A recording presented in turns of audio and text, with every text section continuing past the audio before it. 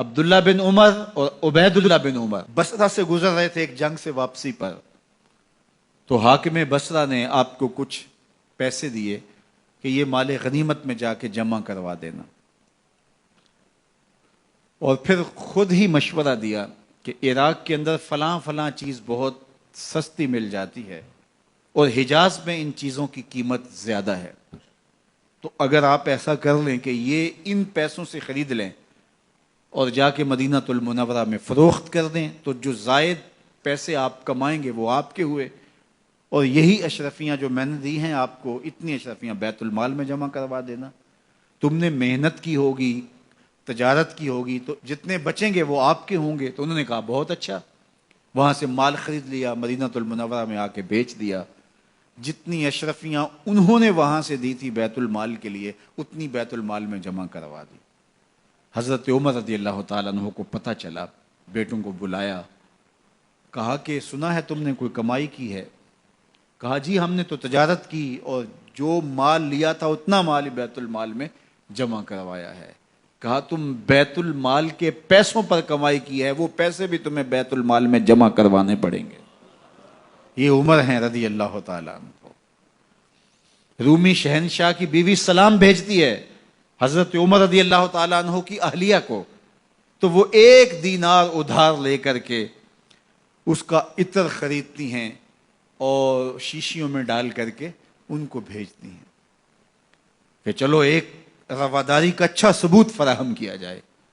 تو وہ واپسی پر انہی شیشیوں کے اندر قیمتی موتی بھر کے بیچتی ہیں، جواہرات بھر کے بیچتی ہیں۔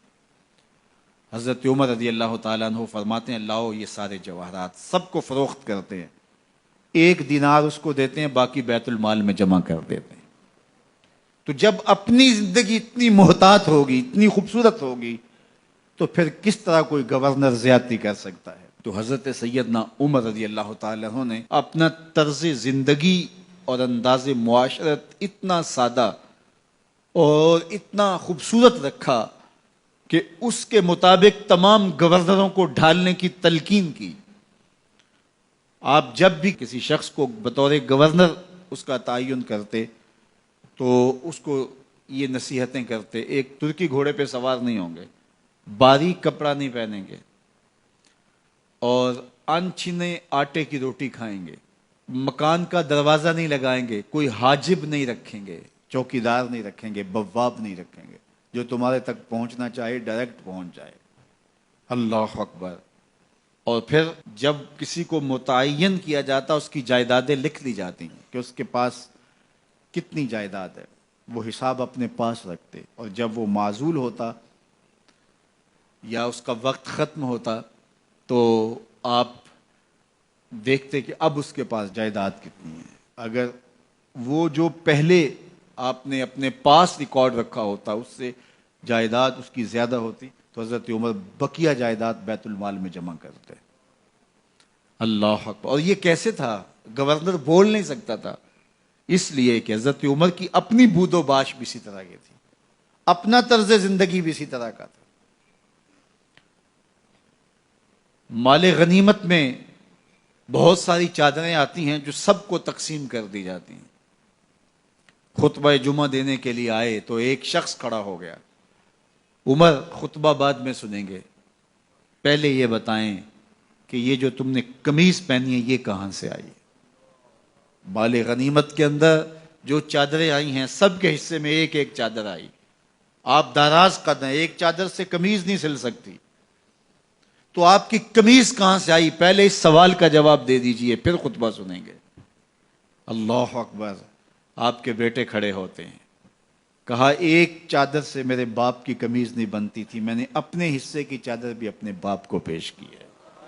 اس نے کہا اب سناؤ، اور ہم سنتے ہیں۔ یہ ہے حضرت عمر رضی اللہ تعالیٰ عنہ کی اپنی ذاتی زندگی۔ ایاز بن غنم کے بارے میں یہ پتہ چلتا ہے کہ وہ موٹے کپڑے نہیں باریک کپڑے پہنتا ہے۔ اس نے گھر کے دروازے پر بواب بھی رکھا ہوا ہے، چوکیدار بھی رکھا ہوا ہے۔ تو حضرت عمر رضی اللہ تعالیٰ عنہ محمد بن مسلمہ کو بھیجتے ہیں، محمد بن مسلمہ جاتے ہیں اور جا کے تحقیق کرتے ہیں تو ایسا ہی پاتے ہیں، تو ان کو وہیں گرفتار کر کے لے آتے ہیں اور حضرت عمر کے دربار میں پیش کیا جاتا ہے، چھڑی اس کے ہاتھ میں دے کر فرماتے ہیں جاؤ تم بکریاں چرایا کرو، تم گورنری کے لائق نہیں ہو۔ ایک گورنر کو بکریاں چرانے پہ لگا دیتے ہیں اس لیے کہ تم نے ان اصولوں سے، ان ضابطوں سے انحراف کیا ہے جو ایک سلطنت کے ذمہ دار کے لیے لازم اور ضروری ہیں۔ دور موجود کے حکمرانوں کو، چاہے وہ عرب کے حکمران ہوں چاہے وہ عجم کے حکمران ہوں، اگر وہ اسلام کا نام لیتے ہیں تو انہیں اپنے اعمال کا جائزہ لینا ہوگا کہ ہم کھڑے کہاں ہیں۔